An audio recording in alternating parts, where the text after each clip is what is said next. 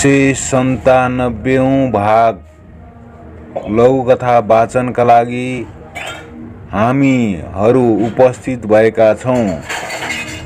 आज मिति 2079 वैशाख 21 गते बुधबार हो। आज बुधबारको वाचक श्यामप्रीत मण्डल कार्यव्यस्तताले अन्यत्र रहनु भएकोले आज हामी तीनजना अशान्त गजल र स्वस्तिका लघुकथा वाचनमा उपस्थित भएका छौँ। आज हामी नेपाली भाषा, थारू भाषा, मैथिली भाषाका केही टुक्का अनुवाद कथाहरू सुनाउने छौँ। यो कथा हिमालदेखि पहाड हुँदै तराईसम्म झरेको छ। तराईबाट उकालो हुँदै पहाडबाट शिखरतिर उक्लेको छ। यो कथा आज वाचन हुने कथाको अनुवाद निरज कोइराला, लेखक पनि थारू भाषाको उहाँ नै हुनुहुन्छ भने लक्ष्मीकान्त चौधरीजीले पनि हामीलाई सघाउनु भइरहेको छ। सर्वैभन्दा पहिले आज वाचन गर्ने बुधबार वाचक मित्र श्यामप्रीत मण्डलजीको शुभ विवाह आजकै दिन हुन गइरहेकोले लघुकथा पाठ्य श्रव्य दृश्य प्रतिष्ठान परिवार उहाँको सुखद दाम्पत्य जीवनको हार्दिक मङ्गलमय शुभकामना अर्पण गर्दछ। साथै आज हामीले वाचन गर्ने कथाक्रमहरू क्रमशः वाचन गर्दै जानेछौँ र हाम्रो वाचन सुनेर यहाँहरूले अफलाइनबाट भए पनि प्रतिक्रिया व्यक्त गर्नुहुनेछ भन्ने आशा र अपेक्षा छ। सबैभन्दा पहिले वाचन गर्न तयार पारेको कथा छ पृष्ठपोषण। यो पृष्ठपोषण कथा बालकृष्ण गजुरेलले लेख्नुभएको कथा यसरी अगाडि बढ्छ। विजय सिंह आफैमा विद्वान थिए। उनले तीन विषयमा स्नातकोत्तर सकेर सरकारी अधिकृत बने। मूर्खहरूले राजनीति पार्टीमा लागेर अरबौं कमाउँछन्, म किन उनीहरूको कारिन्दा बन्ने? उनको मनमा एक दिन 81 शब्दहरू खेले। धेरै दिनसम्म निरुत्तर उकुसमुकुस अवस्था आइरह्यो।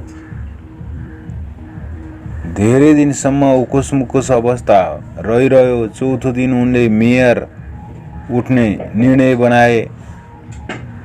मेयरमा उठे तर लगालग 3 पटकसम्म हारे। जो पायो त्यसलाई गन्दैनथे। धेरै पटक हारेपछि एकजना विद्वान सल्लाहकारले भोट माग्न जाँदा जनताको सुझाव लिन सल्लाह पेश गरे।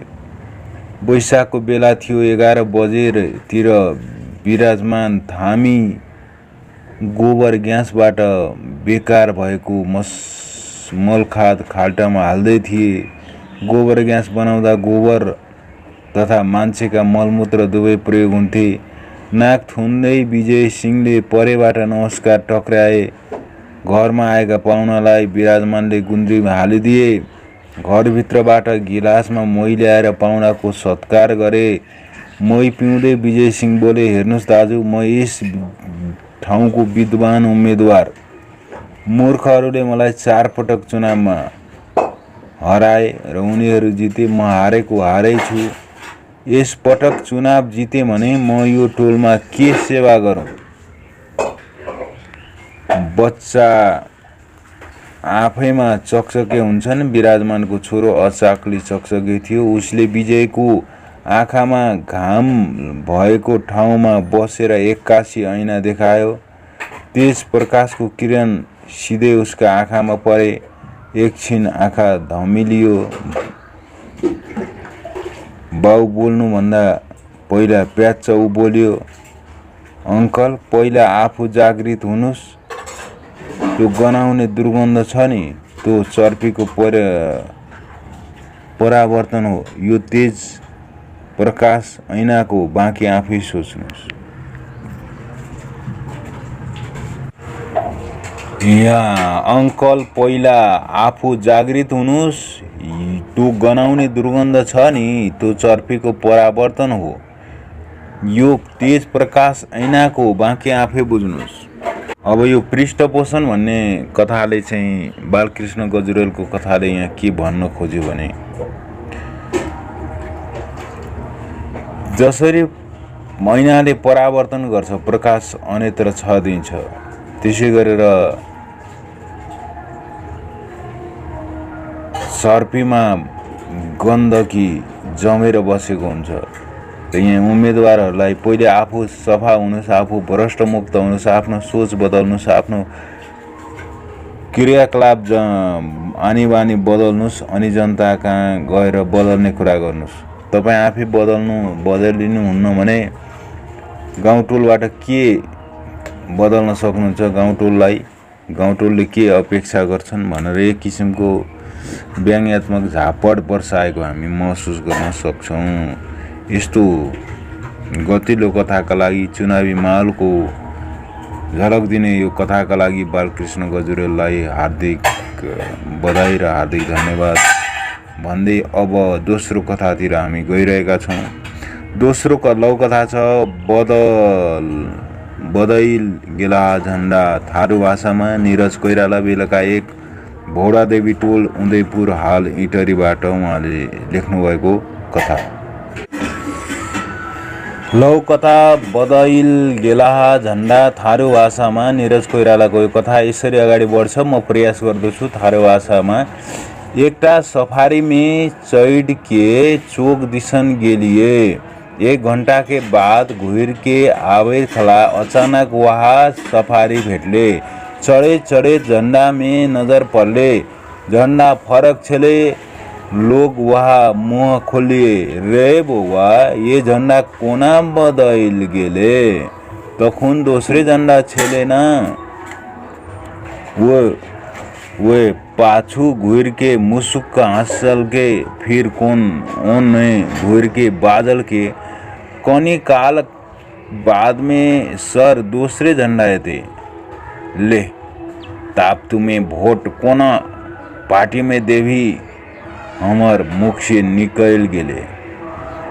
वे फिर निर्धक भ्याके कॉल के दूसरे पार्टी में हमें तो छक पैर गेलिए।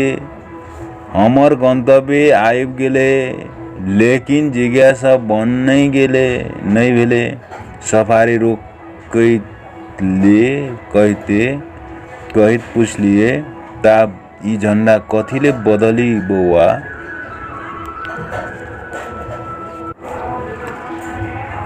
वो ढिकी खोल के 20टा झंडा दिखा दिल के। ई सब झंडा के दिन के 1000 से 5000 टका के छिए।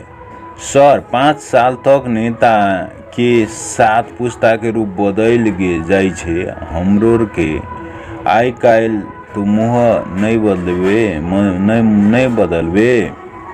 2079 वैशाख 20 गते इटरी यसरी लेखेको लौकथा हो। यो लौकथाले के भन्दैछ अब म नेपालीमा अलिकति बुझाएर यसको छोटो समीक्षा गर्नेछु। लौकथा नेपालीमा यस्तो छ। फेरिएको झण्डा। निरज कोइराला एक बेलका भौडादेवी टोल उदयपुर हाल इटरी एउटा सफारीमा चढेर चोक गए। 1 घण्टाको अलमलपछि फर्केर आउँदा अचानक उही सफारी जुरियो। चढ्दा चढ्दै झन्डामा नजर पर्यो। झन्डा फरक थियो, मान्छे उही थियो। मुख खोले ए भाइ यो झन्डा त फेरिएछ नि, अर्कै झन्डा थियो पहिले। ऊ पछाडि फर्केर मुसुक्क मुस्कुरायो अनि उता फर्केर बोल्यो एकछिनपछि सर अर्कै झन्डा हुन्छ। लौ अनि तिमी भोट चाहिँ कुन पार्टीमा हाल्छौ? मेरो मुखबाट फुस्किहाल्यो। उसले भन्यो निर्धक्क भन्यो अर्कै पार्टीमा। म त अलमलमा परेँ। मेरो गन्तव्य आइपुग्यो तथापि जिज्ञासा रोकिएन। सफारी रोक्न लगाउँदै सोधिहालेँ अनि यी झन्डा किन फेरेको त भाइ? उसले ढिकी खोलेर 20 थरीका झन्डा देखाउँदै भन्यो यी प्रत्येक झन्डाको 1000 देखि 5000 सम्मका हुन्। सर 5 वर्षमा नेताका 7 पुस्ता रूप फेरिन्छन्। हामीले आजभोलि पनि मुख नफेर्नु। 2079 वैशाख 20 गते इटरी यसरी कथा अन्त्य भएको छ। फेरिएको झन्डा। यहाँ चुनाव प्रसारमा राजनीतिक दलहरूले ट्याक्सी गाडी सानातिना यातायातका सञ्चार माध्यमहरूमा साधनहरूमा चाहिँ झन्डा गाडिदिने, झन्डा फरफराइदिनलाई अनुरोध गर्ने अनि यसो गरे बापत 2-4 पैसा गोजीमा हालिदिने गरेको देखिन्छ। यसै परिप्रेक्ष्यमा यो कथा सिर्जना भएको हो र यहाँ एउटा सफारी चालकलाई सबैले 20 थरीका पार्टीले चाहिँ आफ्ना झन्डा दिएका छन् र फरफराइदिन अनुरोध गरेका छन्। त्यस बापत 1000 देखि 5000 रुपियाँसम्म पारिश्रमिक दिएको यहाँ देखाइएको छ र यहाँ चालक भाइले भनिरहेका छन् नेताले हरेक पुस्ताका नेताहरू फेरिन्छन्, उनीहरूको बोली दिनदिनै छिनछिनै फेरिन्छ, तर हामीले यो चुनावको माहौलमा चाहिँ किन नफेर्नु? मेरो झन्डा मैले यहाँ जे फरफराए पनि त्यो पैसाको लागि हो। मैले भोट खसाल्ने पार्टी त अर्कै छ भनेर उनले पनि एउटा रूप फेरिएको कुरो यहाँ दर्शाए। र अहिले हामी चुनावी माहौलमा यहाँ नजिकै चुनावको प्रचार भइरहेको। नमस्कार, मेरा नाम गजल आचार्य हो। म कक्षा 5मा पढ्छु। मेरो विद्यालयको नाम श्री जनता मावि गोलबजार 4 सिरा हो। आज म हजुरहरूलाई एउटा कथा सुनाउन गइरहेकी छु। कथाको शीर्षक हो योग, लेखक स्वस्तिका शिखरा। अब कथा यसरी अगाडि बढ्छ। दाँत कति खारे सकेको भए बारको खानेकुरा कोचकाच पारेर सकेपछि आमाले निलमलाई हकारिन्। निलमले भनिन्, मम्मी हजुरले नि भन्नुभएको होइन जतै खाए पनि 1 घन्टा खटे हजम हुन्छ भनेर। आमाले हो भन्नको लागि टाउको हल्लाइन्। त्यही ताकमा निलमले भनी, आज शुक्रबार जेठ 1 गतेदेखि शनिबार र आइतबार 2 दिन सार्वजनिक बिदा मजाले गरिहाल्छु नि, टेन्सन नलिनु न।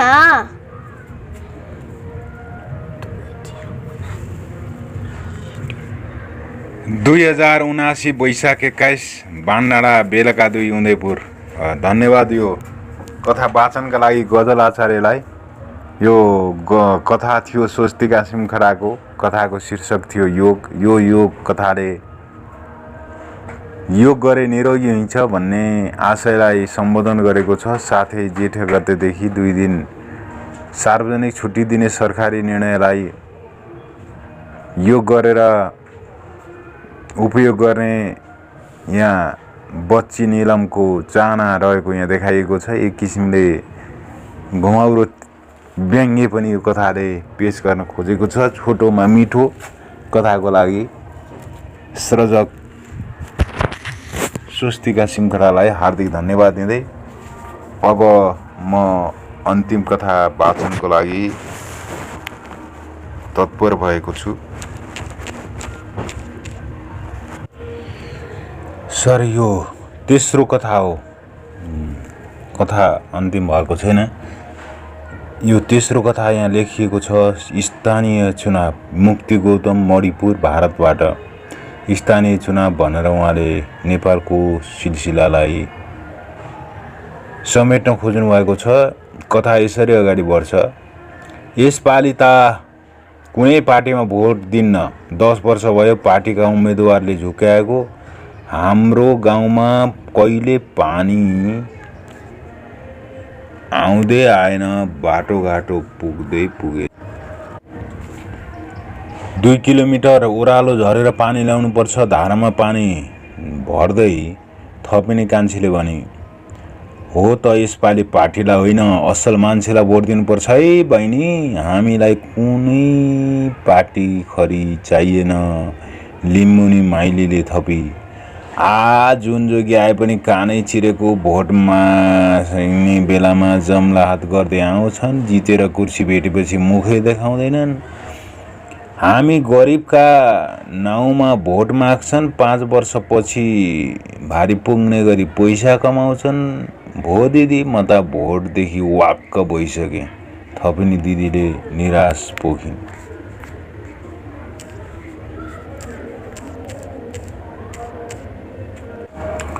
थपिनी दिदीले निराशा पोखी त्यसो नबनाई कान्छे, अस्ति हाम्रो स्कुलमा गाउँलेहरूको बैठक बसेको थियो। बैठकले बिना पार्टीका कुनै खोट नलागेका राम्रा राम्रा स्वतन्त्र उम्मेदवार छानिसकेको छ। भ्रष्टाचार मुक्त नमुना गाउँपालिका बनाउने सङ्कल्प पत्रमा गाउँभरिका मतदाता र उम्मेदवार मिलेर सही छाप गरिसकेका छन्। गाउँलेहरूले आफै खर्च गरेर उम्मेदवार बनाउने निर्णय भएको छ। अब हामी आफ्नै मतदातालाई सम्झाउन घर दैलोमा जानुपर्छ है बहिनी, लिम्बुनी माइलीले फेरि थपी। लु उसो भए पनि घर घरमा हिँड्छु। उसो भए म पनि घर घरमा हिँड्छु मतदाताहरूलाई सम्झाउन। त्यसो भयो अब हाम्रा गाउँ घरमा पानीको धारा आउँछ। पानीले गाग्री उचाल्दै थप्नी माइलीले भनी। पानीको गाग्री उचाल्दै थपिनी कान्छीले भनी। यसरी कथा अन्त्य भएको। कथामा एक किसिमको स्वर कल्पना गरिएको छ। यहाँ उम्मेदवारहरू राम्रा भएनन् र आफैले मिलेर गाउँलेहरूले उम्मेदवार बनाउने र त्यसको खर्च पर्छ पनि, प्रचार प्रसार पनि सबै आफैले मिलेर गर्ने, गाउँको विकास गर्ने भन्ने उनीहरूको कुरा छ। हुन त गाउँबाटै नेता छानिने हो। गाउँभन्दा बाहिरको, ठाउँभन्दा बाहिरको मान्छे, मतदाता नभएको मान्छे चाहिँ उम्मेदवार हुँदैन, हुन सक्दैन। त्यो नियम छ र हामीले यो पार्टीलाई भन्दा व्यक्तिलाई हेरेर मतदान गर्न सक्नुपर्छ भन्ने आशय यो कथाले व्यक्त गरेको छ। कथाको लागि सर्जक मित्रलाई हार्दिक धन्यवाद। अब अर्को कथा वाचनको लागि म अगाडि सरिरहेको छु। छोरीको सरस्वती भन्ने शीर्षकको कथा छ यो। बाबा, हजुरको ल्यापटपमा भएको त्यो फोटो कसले बनाएको हो? कुन फोटो? त्यो फोटो क्या अरे? त्यो सरस्वती माताको फोटो। 6 वर्षीय छोरीले स्क्रिनमा औँलाले छुँदै सोधेकी थिइन्। म चुपचाप घोरिएको थिएँ। जवाब दिन नसकेर उनी ल्यापटपको बटन दाब्दै भन्दै थिइन्, बाबा, सरस्वती पूजा आउन लाग्या हो। वैशाख महिनामा के को सरस्वती पूजा हुन्थ्यो? अहिले त लकडाउन र कोरोनाको त्रास मात्रै छ, त्यसो भन्ने मन थियो। यद्यपि अर्को थरीको प्रश्नको झटारो सामना गर्नुपर्ने भएले चुपचाप बसेँ। एकैछिनमा एकपछि अर्को प्रश्न उभियो, बाबा, ती सरस्वती के गर्छिन्? कसरी साथीसँग मिलेर बस्छिन्? म ट्वाल्ल परेर सुनिरहेको थिएँ। अब म एकपछि अर्को गर्दै सोधिएका प्रश्नको जवाब नदिए प्रश्नको पाडले थिच्ने डरले भने, नानी, त्यो फोटो त ललितपुरकी दिदीको हो, सरस्वतीको होइन।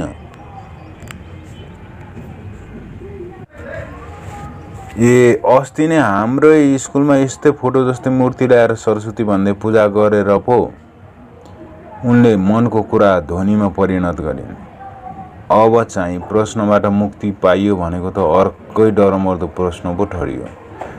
त्यो देखेर म आफै सुइकोचा ठोकेँ। प्रश्न थियो, बाबा, एक समय बजारतिर ललितपुरकी दिदीको मूर्ति नै मूर्ति बनाएको देखेँ, त्यसो किन गरेको? 2077 वैशाख 14 गते उदयपुरबाट यो कथा लेख्नुभएको नन्दलाल आचार्यले। कथाले बाल मनस्थितिको झलक दिएको छ। कुनै राम्रो मूर्तिलाई सरस्वती भन्ने, राम्रो तस्बिरलाई सरस्वती भन्ने, राम्रो फोटोलाई सरस्वती भन्ने बच्चाहरूको मानसिकता अनुसारको यो एउटा उपज हो र अभिभावक चाहिँ बच्चाहरूका प्रश्नबाट घेरिएका छन् र यसरी बच्चाबाट भाग्ने मनस्थिति राख्ने गरेको परिप्रेक्ष्यलाई, परिदृश्यलाई खिच्ने काम कथाले गरेको छ। अब वाचन गर्ने अर्को कथा छ, बैठकको निर्णय। यो लघुकथाकार विष्णु उप्रेती हुनुहुन्छ। यो चाहिँ एकदम स्वर कल्पनामा आधारित कथा हो। कथा यसरी सुरु हुन्छ। हामी पहिले कथा सुनौँ र विश्लेषण गर्नतिर जाउँ।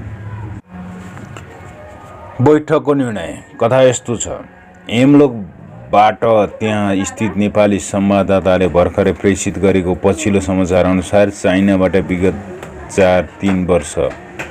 3-4 वर्ष यता हत्या भई त्यहाँ पुगेका चमेराहरूको वृहत सम्मेलन विभिन्न निर्णयहरू गर्दै समापन भएको छ। पहिला निर्णय यस प्रकार छ, हाम्रो हत्यारा मानव समुदायलाई लक्षित गर्दै प्रतिशोधका लागि हामीले प्रयोग गरेका कोभिड, डेल्टा, ओमिक्रोन जस्ता घातक अस्त्रहरूले मानव समुदायमा ठुलै उथलपुथल ल्याएको कुरा प्रष्टै छ। मुखमा पट्टी कसेर कालो मुख लगाउँदै हिँड्न बाध्य गराइएको छ। हाम्रो मृत्युको सङ्ख्या झन्डै 10% जति छ। उनीहरूको पनि जीवनलीला समाप्त गरिएको छ। दोस्रो निर्णय, मानव निर्मित कुनै पनि औषधिलाई परास्त गर्न सक्ने माथिका 3 खाले भन्दा 100 गुणा शक्तिशाली भाइरस निर्माण गरी मानव समुदायलाई पठाउन 10 सदस्यीय विशेषज्ञ टोली यथाशीघ्र छिटो गठन गर्ने निर्णय गरिएको छ। अबको भाइरस कुनै मानव निर्मित औषधि उपकरणले ध्वस्त गर्न नसक्ने स्थितिमा हुँदैन। पुनश्च अत विश्व मानव समुदायमा अझै छिटै चेत खोली हाम्रो हत्या हिंसाको श्रृङ्खला बन्द गरी आफू सचेत भइरही हाम्रो पनि बाँच्न पाउने अधिकार सुरक्षित गरे उक्त निर्णयमा पुनर्विचार गर्न सकिने कुरा निर्णयमा उल्लेख छ। समाप्त। 2079 वैशाख 21 गते सृजनानगर भक्तपुर। कथा यसरी समाप्त भएको छ। कथाले भनिरहेको छ, कोरोनाले हामीलाई साह्रै सन्तास राख्यो। आज त बाँचेको छु, भोलि बिहान यसरी नै सास फेर्न पाइँदैन। त्रासमा जीवन धान्न बाध्य पारेको थियो। त्यस्तै अवस्था अझै आउन बाँकी छ। यो औषधिहरू सबै नालायक हो। सिद्ध गर्ने खालको कोरोना जस्तै भाइरस आउन सक्छ, रोग व्याधि आउन सक्छ। मानव समुदाय सचेत रहौँ भन्ने आशय दिएर यहाँ लेखिएको छ। यहाँ कोरोनाहरूको मिटिङबाट पारित भएका कुराहरू कथाको रूपमा विष्णु उप्रेतीले राख्नु भएको छ। अवश्य पनि उहाँले भने जस्तो हुँदै नहोस्, यही कामना र चाहना व्यक्त गरौँ। यति भन्दै आजका 5वटा कथाहरू र एउटा गरेर 6वटा कथाहरू वाचनको कार्यक्रम सकियो। अब यसमा त हामीले टिप्पणी सुन्ने मौका त पाउँदैनौँ, तर वाचन जे जस्तो भयो हामीलाई साना बहिनीहरूले पनि सघाए। यही सिलसिलामा वाचनको घडीलाई अन्तिम विश्राम दिनु पर्व म अलिकति स्मरण गराउँ। डाक्टर राजेन्द्र विमल जनकपुरबाट उहाँको एउटा कविता पनि यहाँ प्रेषण गर्ने मनसाय राखेका हौँ। अब कविता यसपछि सुरु हुन्छ। त्यसै सँगसँगै सारा वाचनको कार्यक्रम समाप्त भएर जान्छ। यति भन्दै म यहाँहरूबाट बिदा हुन्छु।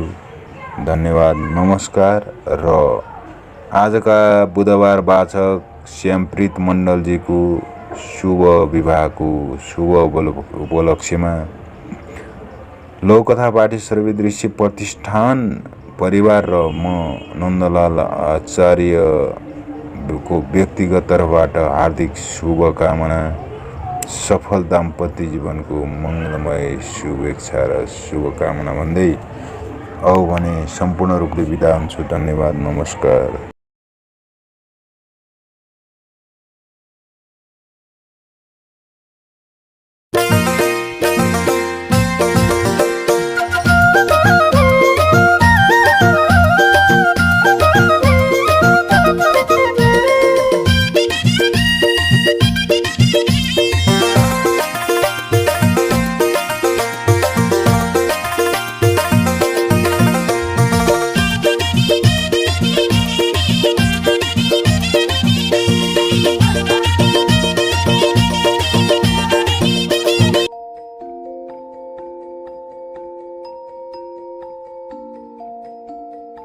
राष्ट्रकवि माधव प्रसाद घिमिरेले रचना गर्नुभएको भङ्गेरा र भङ्गेरी शीर्षकको रचना यहाँहरूमाझ प्रस्तुत गर्दैछु म देबु लुइटेल। कुरा गर्छौं कसरी भङ्गेरो र भङ्गेरी, चुरचुर गर्छ भङ्गेरो, चिरचिर गर्छ भङ्गेरी। चाराचार नहुन्न है यताउता नहेरी, एउटा आँखो त हेरी अर्को आँखो म हेरी। टप्प टिप्प कनिका टिपिहालौ न टेरी, चुर्र गर्छु म फेरि भुर्र उड्नु त फेरि। जिल्ल पर्छ बिरालो हिस्सा पर्छ बोहोरी, कति बाटो भँगेरो कति बाठी भँगेरी। कति बाटो भँगेरो कति बाठी भँगेरी, कुरा गर्छौं कसरी भँगेरो र भँगेरी, भँगेरो र भँगेरी। धन्यवाद।